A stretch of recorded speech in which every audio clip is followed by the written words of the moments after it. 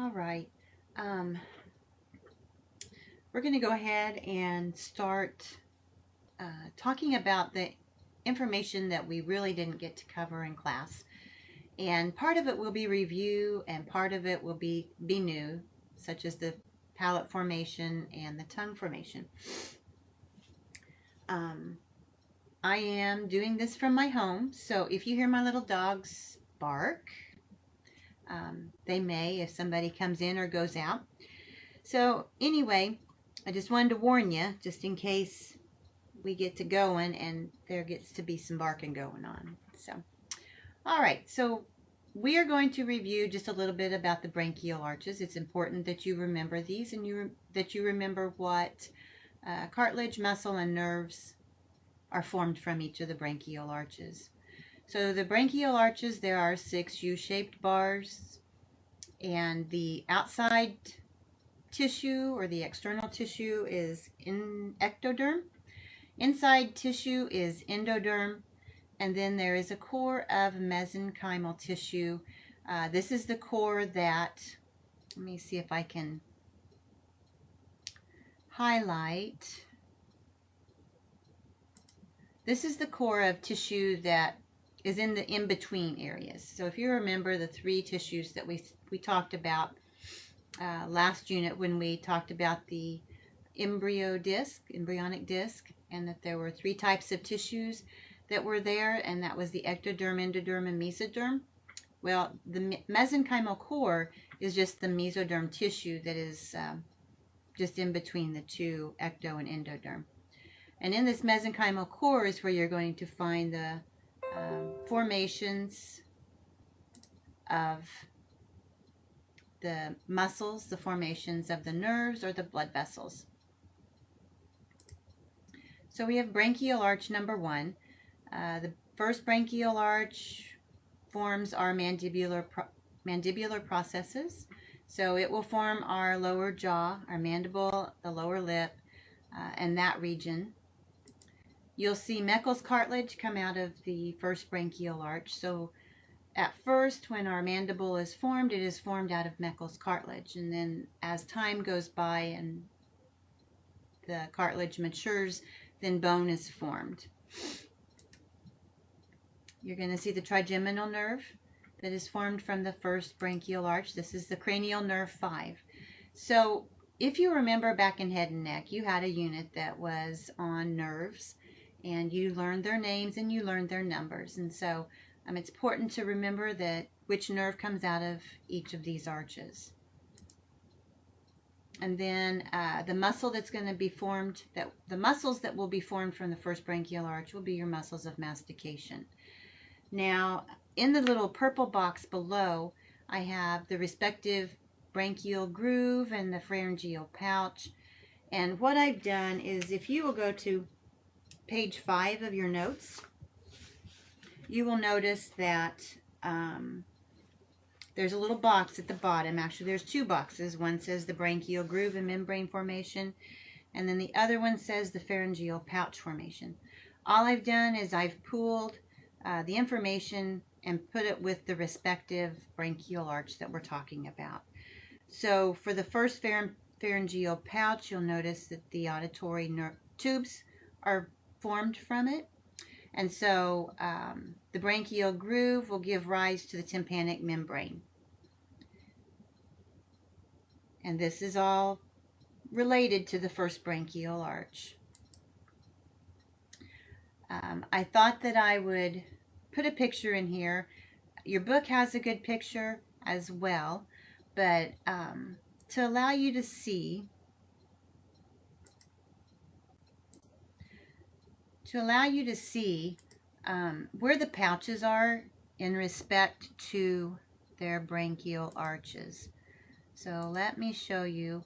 Here are the pharyngeal arches, or the branchial arches, and their respective pouches will be on the inside. So if you were looking at a fetus, you actually would not see these pouches, but you would be able to see the pharyngeal arches or the branchial arches.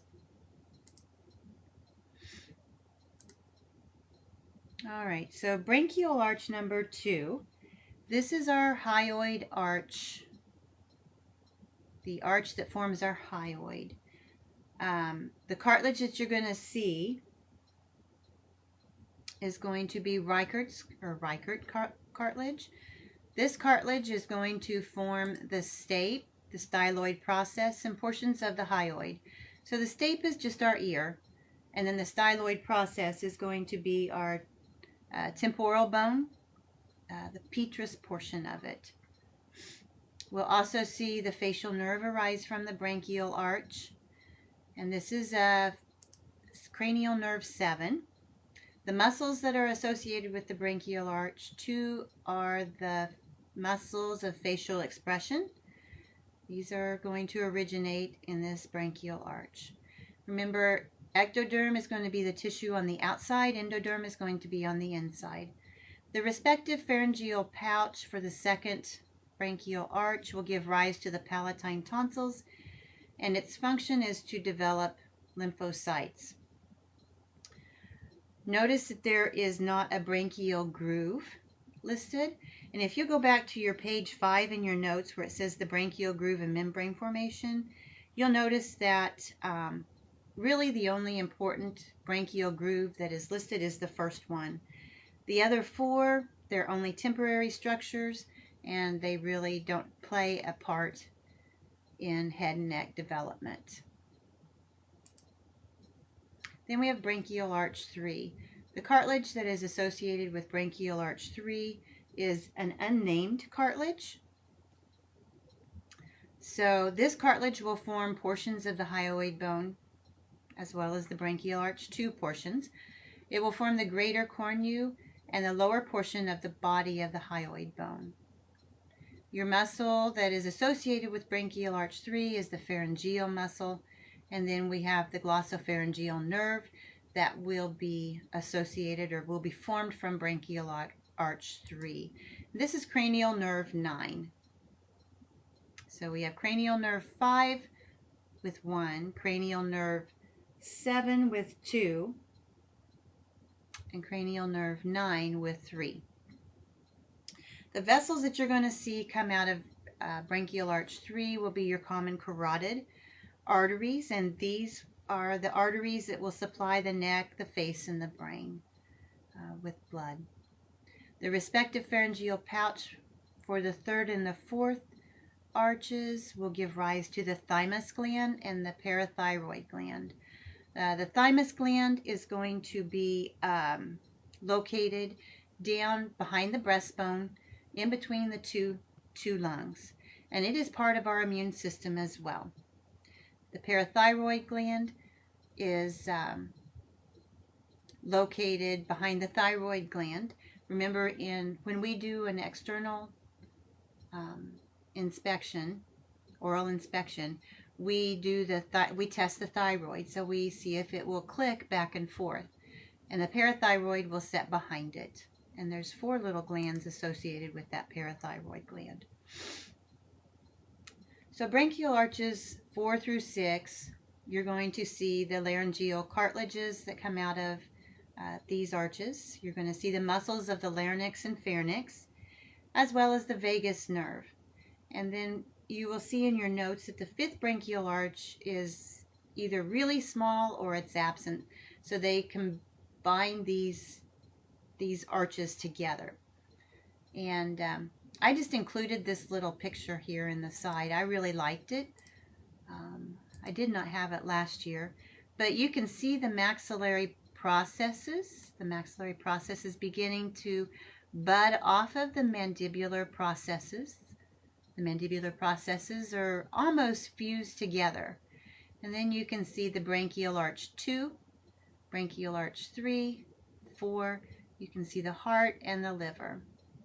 The stomadeum is the little open area in this spot. And then you've got your optic placode and your nasoplacodes. Just a fun picture. I liked it. So practice questions. You guys can go through these. You can answer them and see how well you remember the information that is on them.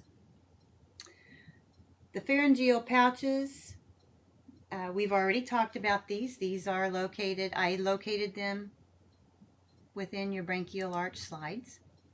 If you have any questions, make sure that you give me an email and I will be happy to answer them. I try to respond to your emails as quickly as I can. Sometimes it may take me a little longer, but I do try to be pretty quick about responding. So the next part that we'll talk about will be the development of the palate. So with the palate, we will notice growth begin around the 5th week of prenatal development, and it will wrap up around the 12th week of prenatal development.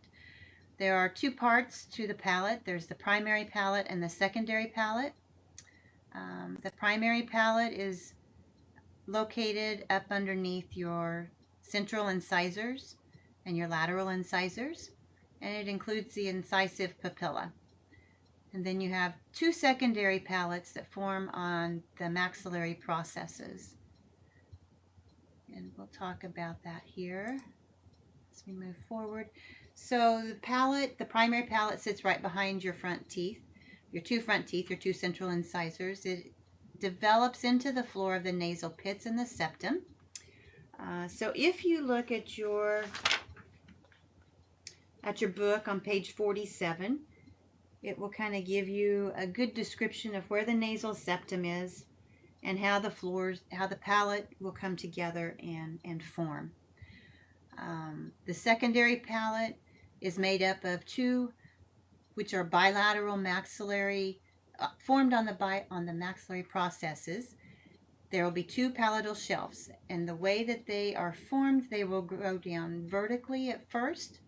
So they'll grow down towards the tongue, and then as it's growing, for whatever reason, we aren't for sure, for some reason it'll flip, both of them will flip up, and they will grow towards each other in a more horizontal direction.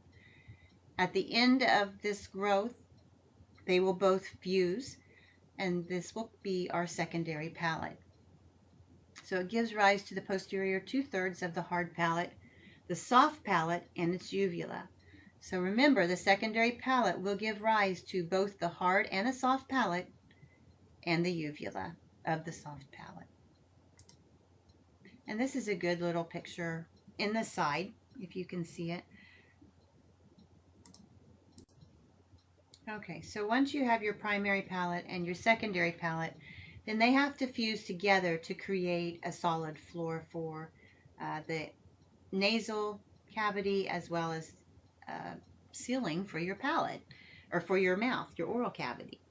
So before fusion starts, you'll notice you've got 3 separate pieces. You've got the intermaxillary segment as well as the 2 palatal shelves. To seal it up,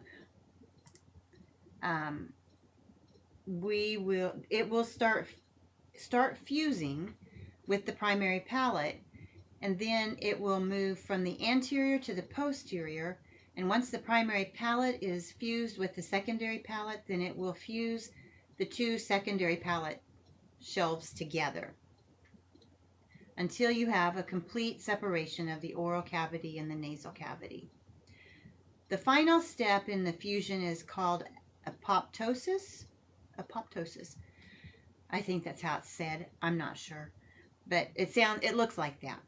Anyway, it is the removal of the epithelial cells along the midline,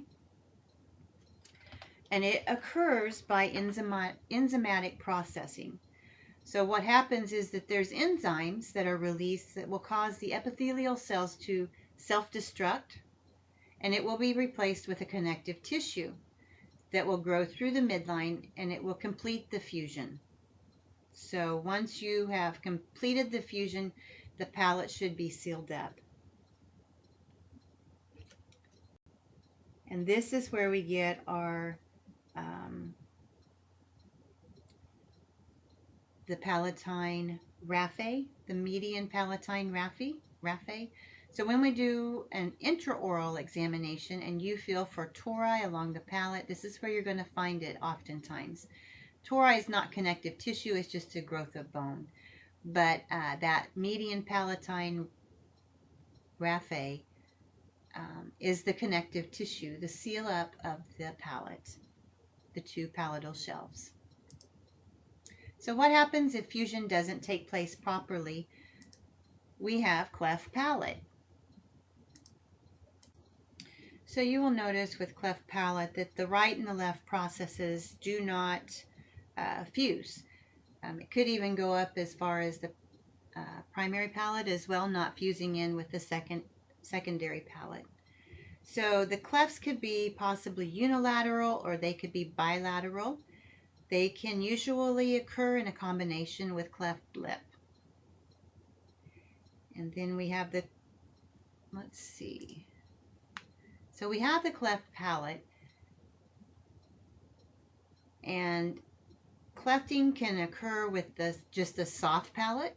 It can occur with the soft and the hard palate, and it could even reach up and occur with the cleft lip as well.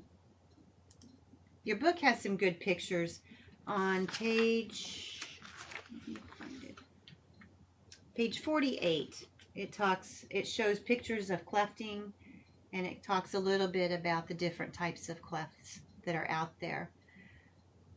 This is just another couple of pictures that show you the different types of cleft that we have. The one up in the upper left shows just a mild clefting where you see that the uvulas have not fused and a little ways up into the soft palate. And then here on the right side of the left picture, you see that the clefting can go all the way up through the upper gum tissue. And then this is just another picture of more of a soft palate clefting. So a mild form of a cleft palate would be the cleft uvula. So this is where you look in someone's mouth and you actually see two uvulas, or it looks like there's two uvulas in the back of their throat.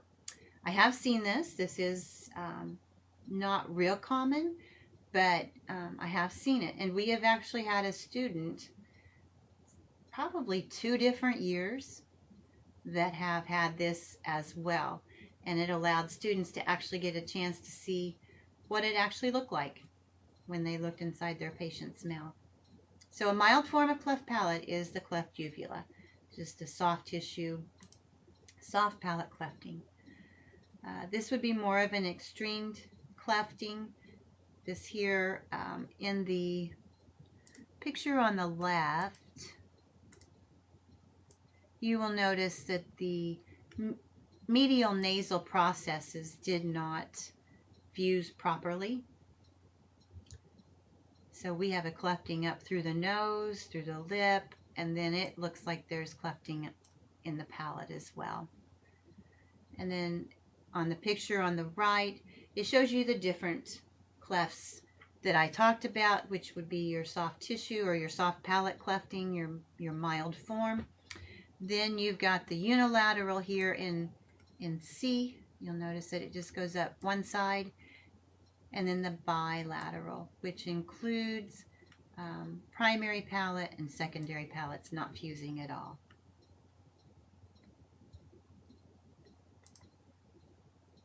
All right, tongue development. This is the last one that we're going to talk about, and then I will get this out onto Moodle for you guys today. So tongue development takes place between the 4th and 8th week of prenatal development. You will notice in your book on page 49 that it's got some really good pictures of the tongue as it is developing. So in picture A in your book on page 49, you'll notice that there it takes the first, second, and third branchial arch to form your tongue. So you'll notice with the body of your tongue that there are 3 structures to it. You have a lateral lingual swelling on either side, and then you have the tuberculum impar. So what will happen is the 2 lateral swellings, lateral lingual swellings, they will grow and develop, and they will come alongside that tuberculum impar and just pretty much overgrow it. so that you really can't tell that that is there, the tuberculum impar. And once they have grown and merged together, they will form the body of your tongue. So this would be 2/3 part of your tongue, the body. Our tongue is innervated by 5 different cranial nerves, 5, 7, 9, 10, and 12. So that makes it a very kind of a sensitive area. You have a lot of nerve endings in the tongue.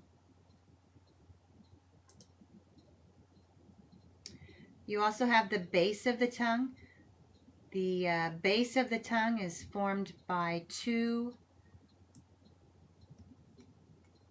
growths, and they are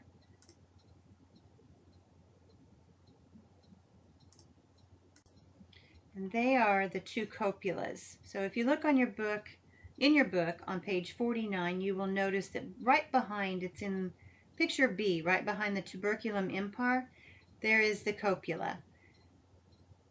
And it forms off of branchial arch 3. And this is the base of your tongue. So you have the base of your tongue. In this picture, you can see the base a little better. It's marked. And then you have the body of your tongue, which is 2/3 of the tongue. The sulcus terminalis, which is the groove right here, marks where the base of the tongue and the body of the tongue fused. You have your palatine tonsils back here, and your lingual tonsils are in the base of the tongue. You also will notice right in this spot that you have a foramen cecum. It's right in that area there. Kind of makes the top of the V or the bottom of the V that marks the sulcus terminalis. The foramen cecum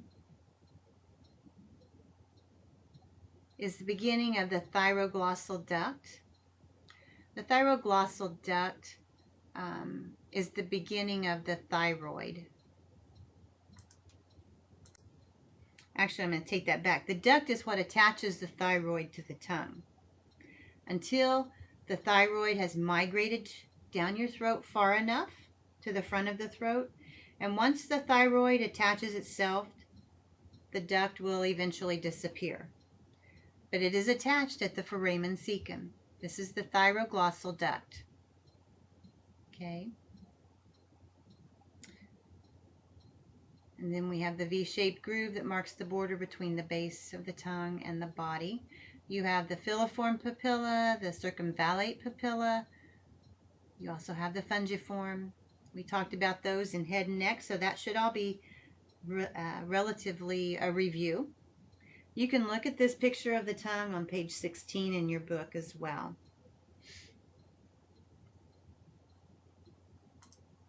And in summary, it is important to understand fetal development and when body organs are forming. And it is also important that you recognize physical deformations that occur at early age or early development. Even though we don't see a lot of cleft lips or cleft palates, they are out there, and you may run into one in your practice as a dental hygienist. This information that you've learned in this unit will also be beneficial when you start learning pathology. So, alrighty. If you have any questions about this information, make sure you give me an email. I will answer it. The study guide has been put out, and I will see you all on Monday afternoon.